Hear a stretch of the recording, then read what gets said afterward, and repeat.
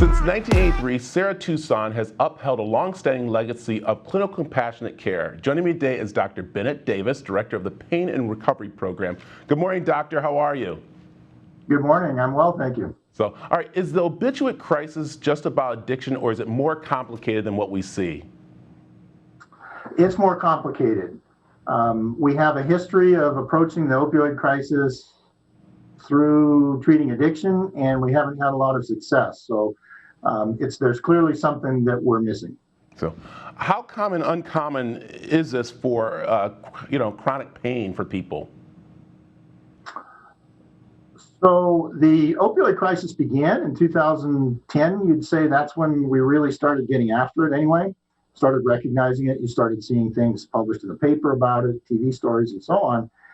And at that time, what was happening was an increase in overdoses on prescription opioid. That was the opioid crisis. And I think sort of over time, it's become more or as much about fentanyl and heroin as it has prescription opioids. But again, the crisis is a crisis of accidental overdoses. And I think over time, people have sort of confused it with just being a crisis of addiction. You'll often see things written about the opioid crisis saying, well, we've got these many opioid overdoses, and then start to transition into talking about addiction. There's more to it, as I said in the answer to the first question. For example, my colleagues and I think that untreated trauma is actually one of the things we're going to need to tackle to get our arms around the opioid crisis. Yeah, and let's talk about that untreated trauma, because I think a lot of people associate trauma with 9/11 or, with military, but it's more to it, isn't it? Yeah, the best definition I've heard for trauma are events that are threatening, we perceive as threatening, and that's important, perceive as threatening, so you can have a 1 or 2 month old perceive threat, even though they may not remember it, and which we can't master at the time. So if we can't master what's happening, what's threatening us, that's what counts as trauma. So that could be a toxic job where the boss is harassing and you go to work every day not knowing if you're going to have your job. That's threatening. You can't really do much about it. On the other end of the spectrum, I mentioned a newborn. If a newborn has a mom who has, say, postpartum depression and isn't able to take care of the newborn, that's pretty threatening. And what happens is the nervous system responds to that to rewire us so that we can handle that event next time, or at least maybe stay away from it. That's the key to trauma. There's some rewiring going on in our nervous system to try to protect us.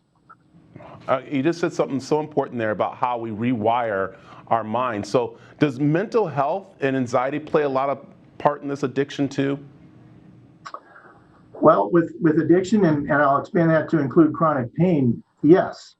For instance, in the general population, the incidence of people with severe depression is 6, 7, 10%, something like that. In studies of people with chronic pain who've had painful things that are keeping them from their activities for at least 6 months or a year, in those people, it's up to 85%.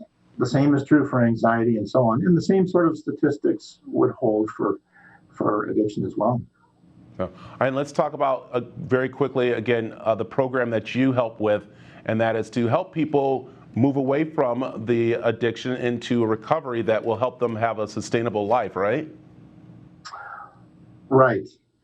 So my particular program focuses on chronic pain. At Sierra Tucson, we treat trauma, we treat mood, we treat addiction, we treat chronic pain. Those are the 4 main programs. There's a lot of people who actually don't have an addiction disorder, and this is kind of key to the whole opioid crisis. These people don't have an addiction disorder. What they have is unrecognized, untreated trauma. And it turns out that the key to treating chronic pain and also often addiction is getting at that root issue, the trauma, the rewiring of their nervous system, to rewire them to, you would call maybe a peace and calm adapted nervous system instead of a trauma adapted nervous system. And that's the foundation for treatment of a lot of our chronic pain patients. Even if people don't really realize or think they've had anything traumatic, maybe they haven't. Turns out in research that treating trauma with specific trauma treatments works for chronic pain. And we think it works for addiction as well. Wow. Doctor, I thank you very much for joining us this morning. This is very important, especially at this time, for people to know about Sarah Tucson. And so we have information right there on the screen. Also, we have it on aztv.com. And we appreciate you joining us this morning. My pleasure. Thank you.